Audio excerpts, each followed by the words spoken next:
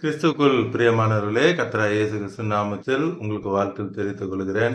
இந்த புதிய நாளிலும் அப்பா உங்களை புதிய நன்மையினாலும் புதிய கிருபைகளினாலும் உங்கள் ஒவ்வொருவரையும் ஆசீர்வதிப்பாராக. நேற்றைய தினத்திலும் உயிர்த்தெழுந்ததினால சந்தோஷமா கொண்டாடி இருப்பீங்க. அப்பா உங்களை எல்லா தேவைகளையும் சந்தித்து ஆசீர்வதிச்சிருப்பாங்க. இன்னைக்கும் அப்பாவோட வார்த்தை யோவான் 20ஆம் அதிகாரம் 15ஆம் வசனம். ஜான் 20:15. இயேசு அவளை பார்த்து, ஸ்திரீயே ஏன் அழுகிறாய்? இந்த காலை நேரத்துல இந்த புதிய வாரத்துல அப்பா சொல்றாங்க, ஏன் நீங்க அழறீங்க? இன்னைக்கு 2 காரியம் உங்களுக்கு நான் காண்பித்து கொடுக்க போகிறேன். ஒன்று, லிட்டரலாக ஏன் அழுகிறேன்னு கேட்கறதுக்கு அப்பா என்ன சொன்னாங்க. இன்னொன்று, அதுக்குள்ள புதைந்திருக்கிற ஒரு ஆவிக்குரிய ஒரு பெரிய சத்தியம் அதுல அடங்கியிருக்கு. அதையும் உங்களுக்கு இந்த குறுகிய நேரத்துல உங்களுக்கு காண்பித்து கொடுக்க விரும்புகிறேன். சரி, இப்பொழுது வார்த்தைக்குள்ள போகலாம். ஸ்திரீயே ஏன் அழுகிறாய் என்று சொல்லி அப்பா கேட்கிறாங்க. அப்பாவுக்கு தெரியுமா தெரியாதா இவங்க ஏன் அழுறாங்க அப்படின்னு சொல்லி? ஏசப்பா மறிச்சிட்டாங்க, அடக்கம் பண்ணிட்டாங்க. அங்க ஏசப்பாவுடைய சடலத்தை காணும் என்று சொல்லி அவங்க அழுறாங்க. எல்லாம் ஏசப்பாவுக்கு தெரியும். தெரிஞ்சுக்கிட்டு தான் கேட்கிறாங்க, ஸ்திரீயே நீ ஏன் அழுகிறாய்?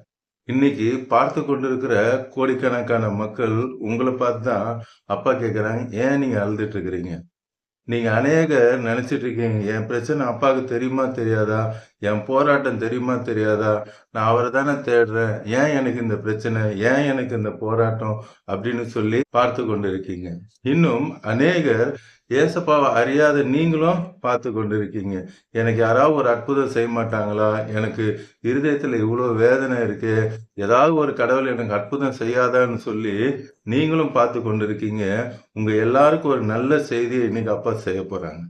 நீங்க எதை குறித்து கவலைப்பட்டு தேங்கி கொண்டு இருக்கிறீங்களோ அதை அப்பா அற்புதமாய் மாற்றுவான். யோவான் 6ஆம் அதிகாரம் 5-6 வசனத்துல பாத்தீங்கன்னா, John 6th chapter verse 5 and 6.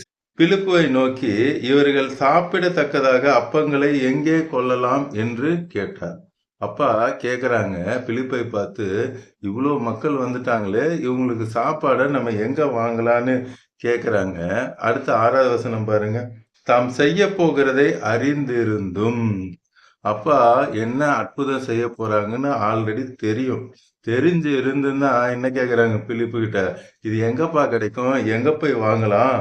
அவனை சோதிக்கும்படி இப்படி கேட்டாராம். பிலிப்பு என்ன சொல்றான் அப்படின்னு பாக்குறதுக்காக கேக்குறாங்க. இன்னைக்கும் உங்களுடைய பிரச்சனைகள் அப்பாவுக்கு தெரியும், உங்கள் போராட்டங்கள் அப்பாவுக்கு தெரியும்.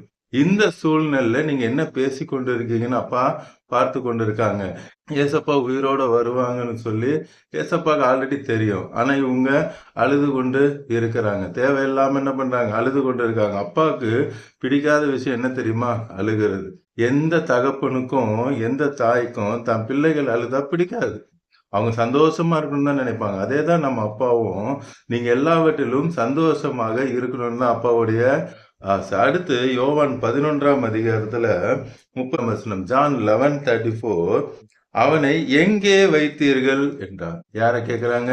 லாசரு மரித்து போயிட்டான். லாசரு மரித்து போனதுக்கு அப்புறம் எங்க வச்சீங்கன்னு சொல்லி ஏசப்பா கேக்குறாங்க. ஏசப்பாக்கு தெரியுமா தெரியாதா? முன்னாடி வசனம் 14ல பாருங்க, verse 14ல.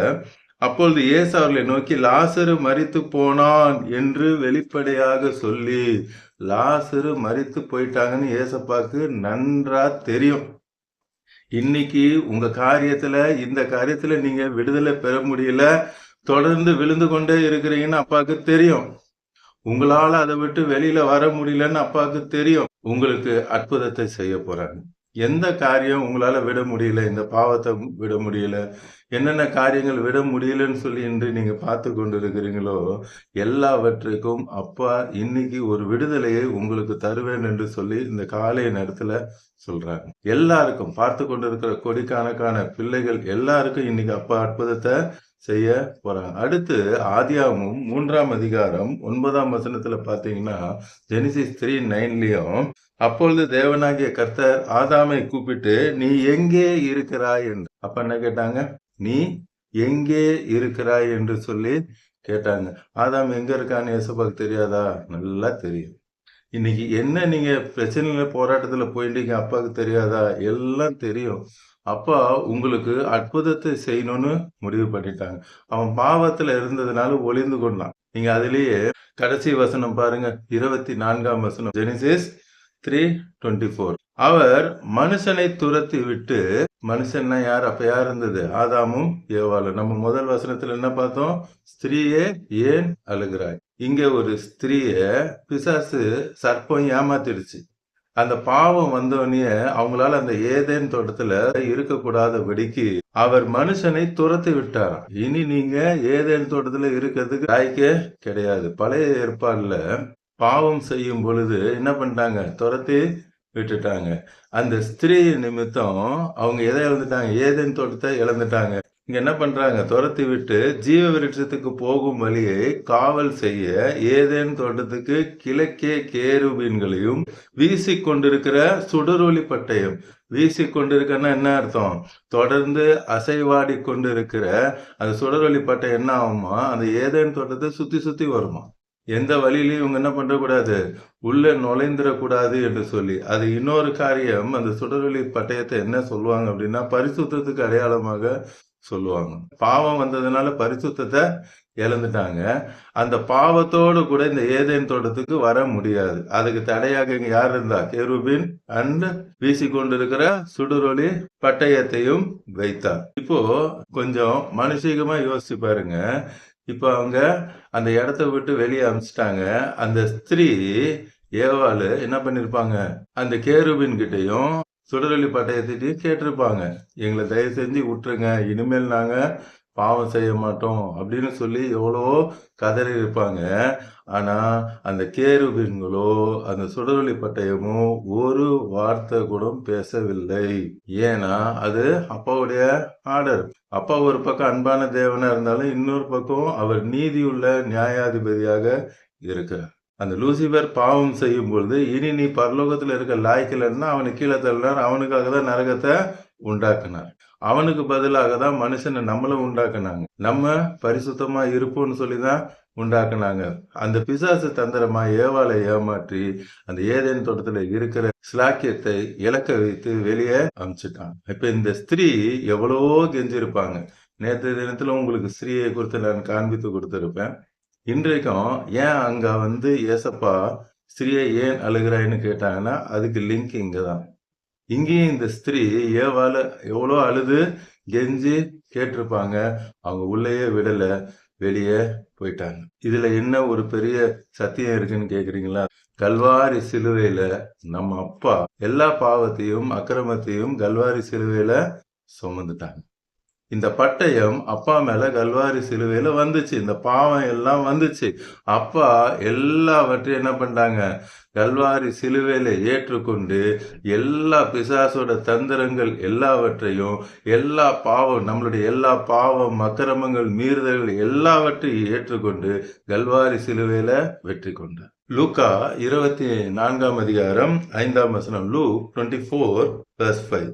அந்த ஸ்திரீகள் பயப்பட்டு தலை கவிழ்ந்து தரையை நோக்கி நிற்கையில், அந்த ஸ்திரீகள் என்ன பண்ணாங்களா? பயப்பட்டு தலை கவிழ்ந்து தரையை நோக்கி நிற்கையில். அங்க ஏதேன் தோட்டத்துல அந்த ஸ்திரீ அழுது எவ்வளோ கெஞ்சி கேட்டிருப்பாங்க. எங்களை எப்படியாவது உள்ள விடுங்க, நாங்க தப்பு பண்ணிட்டோம், இனிமேல் பண்ண மாட்டோம்னு சொல்லி எவ்வளோ கேட்டிருப்பாங்க. ஆனா அங்க கேருபீனும் வீசிக்கொண்டிருக்கிற சுடரொளி பட்டையும் உள்ள விடல. இங்க இந்த ஸ்திரீகள் என்ன பண்றாங்க? எப்படி அவங்க கிட்ட கேட்டா சொல்ல மாட்டாங்க அப்படின்னு சொல்லி தலை கவிழ்ந்து தரையை நோக்கி நிற்கையில் அந்த 2 பேரும் அவர்களை நோக்கி, அந்த 2 பேர் எந்த 2 பேரு? அங்க கேருபீன்கள் வீசிக்கொண்டிருக்கிற சுடரொளி பட்டயம், இங்க தேவ தூதர்கள். அந்த 2 பேரும் அவர்களை நோக்கி, உயிரோடு இருக்கிறவரை நீங்கள் மரித்தோரிடத்தில் தேடுகிறது என்ன? அங்க அந்த அம்மா எவ்வளோ கெஞ்சி கூப்பாடு போட்டாலும் பதில் சொல்லாத அந்த கேருபீன்களும் வீசிக்கொண்டிருக்கிற சுடரொளி பட்டயமும் இருந்துச்சு. கல்வாரி சிலுவையில அப்பா நம்மளுடைய பாவங்கள் அக்கிரமங்கள் எல்லாவற்றையும் ஏற்றுக்கொண்டு வெற்றி சிறந்தார். அதனால இப்போ இந்த தூதர்கள் வாலண்டரியா கேக்குறாங்க, ஸ்திரீயே ஏன் நீ அழகாய்? யோவான் 20:12. ஜான் 20:12. 12 அதுல தேவதூதர்கள் கேட்கறத நீங்க பார்க்கலாம். ஒரு காலத்துல பதில் சொல்லாத அந்த கேருபீனும் சுடரொளி பட்டயமும் ஏசப்பா நமக்காக மரித்தது நிமித்தம் வாலண்டரியா அவங்களா வந்து பேசுறாங்க. நீங்க தேடுகிற இயேசு இங்க இல்ல, அவர் எல்லாவற்றிலும் ஜெயம் பெற்று சர்வ வல்லமுள்ள தேவனாகிய கர்த்தராகிய இயேசு கிறிஸ்து எல்லாவற்றிலும் ஜெயம் பெற்றார். மத்தேயு பாத்தீங்கன்னா அப்பாவோட வார்த்தை ஏசப்பா சொல்லுவாங்க, ஸ்திரீயே உன் விசுவாசம் பெரிது, ஸ்திரீயே உன் விசுவாசம் பெரிது, நீ விசுவாசித்தபடியே உனக்கு ஆகக்கிறது. இந்த காலை நேரத்துல அப்பா சொல்றாங்க, நீ விசுவாசித்தபடியே உனக்கு ஆகக்கிறது. இன்னைக்கு எந்தெந்த காரியங்கள்ல அற்புதம் நடக்கல, அதிசயம் நடக்கலன்னு சொல்லி நீங்க இருந்தீங்களோ, இன்னைக்கு அப்பா சொல்றாங்க, எல்லாவற்றையும் நான் ஜெயிச்சிட்டேன். இனி உங்களுக்கு அற்புதங்களும் அதிசயங்களும் நடக்கும். முதலாவது அற்புதங்களையும் அதிசயங்களையும் பெறக்கூடாதபடி இருந்த அந்த பாவங்கள், அக்கிரமங்கள், மீறுதல்கள் எல்லாவற்றையும் அப்பா கல்வாரி சிலுவையில சுமந்துட்டாங்க. இன்னும் யாராவது மனம் திரும்பாம இருந்திருந்தீங்கன்னா அப்பாட்ட சொல்லுங்க, அப்பா உங்க ரத்தத்தால எனக்கு கழுவுங்க, பரிசுத்தமாக்குங்கன்னு கேளுங்க. இன்னைக்கு அப்பா உங்க ரத்தத்தினால கழுவி உங்களை பரிசுத்தமாக்கி பெரிய பெரிய அற்புதங்கள், நீங்கள் எதிர்பாராத பெரிய பெரிய அற்புதங்களை உங்க வாழ்க்கையில இன்றைய தினத்துல அப்பா செய்ய போறேன். இப்பொழுதும் கண்களை மூடி கல்வாரி சிலுவை நோக்கி பார்க்கலாமா? அன்பின் பரலோக தகப்பனே, இந்த காலை நேரத்துல நீங்க பேசுனீங்க, எல்லாவற்றையும் நீங்க கல்வாரி சிலுவையில ஜெயிச்சிட்டீங்க. உங்களுடைய பிள்ளைகள் இனி தோக்க போறதே இல்லை. இப்பொழுதே உங்களுடைய வல்லமை இறங்கி கொண்டிருக்கு. பார்த்து கொண்டிருக்கிற கோடிக்கணக்கான உங்களுடைய பிள்ளைகள் யார் யார் என்னென்ன அற்புதம் வேண்டும் என்று பார்த்து கொண்டிருக்கிறாங்களோ அந்த அற்புதத்தை இப்பொழுதே நீங்க செய்து கொண்டிருக்கீங்கப்பா. குடும்பத்துல கணவனுக்கு உடம்பு சரியில்லை, மனைவிக்கு உடம்பு சரியில்லை, மகனுக்கும் உடம்பு சரியில்லை, இப்படி குடும்பத்தையே அலக்களித்து கொண்டிருக்க அந்த பொல்லாத அசுத்த ஆயுதம், மந்திர கிரியைகள் இப்பொழுதே உங்களுடைய அக்கினியில அவைகள் எரிந்து சாம்பலாகிறது. யார் யார் குடும்பத்துக்கு விரோதமாய் அந்த செய்வினைகள் செயல்படுகிறதோ, இப்பொழுது பார்த்து கொண்டிருக்கிற உங்கள் குடும்பத்துக்கு விரோதமாய் இருக்கிற எல்லா மந்திர கிரியைகள் இப்பொழுதே ஒன்றுமில்லாமல் நிர்மூலமாகுது. Thank you Jesus. அப்பா விடுதலை கொடுக்குறாங்க, பெற்றுக்கொள்ளுங்க. டாக்டர்கள் ஹார்ட்ல பிளாக் ஜாஸ்தி ஆயிடுச்சு, இனி அவ்வளவுதான், இனி ஒவ்வொரு உறுப்பாக செயல் இழந்துன்னு சொல்லிட்டாங்க. நீங்க பயந்து கொண்டு பார்த்து கொண்டு இருக்கீங்க, எனக்கு ஒரு அற்புதம் நடக்காதா என்று சொல்லி பார்த்து கொண்டிருக்கீங்க. உங்களுக்கும் இப்பொழுது ஏசப்பா அற்புதம் செய்கிறார். அப்பாவோட சுகமளிக்கும் வல்லமை இறங்கி கொண்டிருக்கிறது, பெற்றுக்கொள்ளுங்க. எல்லா உறுப்புகளும் இப்பொழுதே உடைய ரத்தம் வலிகிற தழும்புல கரம் தொடுகிற பிரெயினை இப்பொழுதே நீங்க தொடுகிற ஆக்சிடென்ட் நிமித்தம், அந்த பிரெயின் அடிபட்டது நிமித்தம் அம்ராஜா காயப்பட்டு இருக்குன்னு சொல்லி வேதனையோடு பார்த்து கொண்டிருக்கிறீங்க. இப்பொழுதும் ஏசப்பா சொல்றாங்க, அவருடைய தழும்புல கரம் தொட்டு சுகத்தை தருகிறார். டாக்டர்கள் வியக்கத்தக்க அற்புதம் இப்பொழுது நடந்து கொண்டிருக்கிறது. கல்லீரல் செயல்படவில்லை என்று சொல்லி வேதனையோடு பார்த்து கொண்டிருக்கீங்க. இப்பொழுதே இந்த நொடிய அற்புதம் நடக்கிறது. டாக்டர்கள் சொல்லியிருக்காங்க, எலும்புகள் எல்லாம் ஸ்ட்ரென்த் இல்லாம போயிட்டு இருக்கு, இது ரொம்ப டேஞ்சர் என்று சொல்லியிருக்காங்க. அது நிமித்தம் நீங்க வேதனையா பார்த்து கொண்டிருக்கீங்க. இப்பொழுது அப்பாவுடைய வல்லமை எலும்புகள்ல இறங்குகிறதற்கு, சிலர் நரம்பு தளர்ச்சி, அதனால பார்த்து கொண்டிருக்கீங்க. ஒரு கிளாஸ் பிடித்தாலும் கை உதறி கொண்டு இருக்கிறது. இப்பொழுதே ஏசப்பாவோட சுகமளிக்கும் வல்லமை இப்பொழுதே இறங்கி உங்களுக்கு தெய்வீக சுகத்தை கொடுத்து கொண்டிருக்கிறார். நன்றி தகப்பனே, தேங்க்யூ லார்ட். இப்பொழுது யார் யார் என்ன பலவீனத்தோடு கூட பார்த்திருந்தாலும் அப்பாவோட உயிர்த்துல வல்லமை இறங்கி எல்லாருக்கும் சுகத்தை கட்டளையிடுகிறதுக்காக, மரித்தோர் உயிரோடு எழும்புகிற அந்த வல்லமை இறங்குகிறதற்காக, உடைய ஜீவன் இறங்குகிறதற்காய் நன்றி அப்பா. குருடர்கள் பார்க்கிறதற்காய் சோத்திரம், செவிடர்கள் கேட்கிறதற்காய் சோத்திரம், முடவர்கள் நடக்கிறதற்காய் சோத்திரம். இப்பொழுதே அந்த அற்புதம் நடக்கிறதற்காய் நன்றி அப்பா. இதே போல கடன் பிரச்சனையோடு கூட பார்த்து கொண்டிருக்க பிள்ளைகளுக்கு இன்றைய தினத்தில் நீர் அற்புதத்தை செய்கிறேன். வீடு வேண்டும் என்று பார்த்து கொண்டிருக்கிற பிள்ளைகளுக்கும், குழந்தை பிறக்க வேண்டும் என்று சொல்லி வேதனையோடு கூட பார்த்து கொண்டிருக்கிற பிள்ளைகளுக்கும், சில திருமணம் நடக்கலையே என்று சொல்லி வேதனையோடு கூட பார்த்து கொண்டிருக்கிறாங்க. உங்களுக்கும் தான் அப்பா சொல்றாங்க, அப்பா அற்புதத்தை செய்கிற நாட்கள் ஆரம்பித்து விட்டது. எல்லா சாபங்கள் எல்லாம் அந்த குட் ஃப்ரைடே நாளோடு முடிந்து போனது. இனி உங்களுக்கு ஜெயம்தான். ஜெயத்தை பெற்றுக்கொள்ளுங்கள் என்று சொல்ல பார்த்து கொண்டிருக்கிற கோடிக்கணக்கான பிள்ளைகளை ஆம்ரஜா நீங்க ரட்சித்து அவர்கள் குடும்பத்தை ரட்சித்து ஆசீர்வதிக்கிறதுக்காக இயேசு நாமத்தில் ஜெபிக்கிறேன். நல்ல ஆமென், ஆமென். தொடர்ந்து பாருங்க, அப்போட வார்த்தையை கேளுங்க, அநேகருக்கு ஷேர் பண்ணுங்க, எல்லோரும் ரட்சிக்கப்படட்டும், ஆசீர்வதிக்கப்படும். God bless you. Praise the Lord.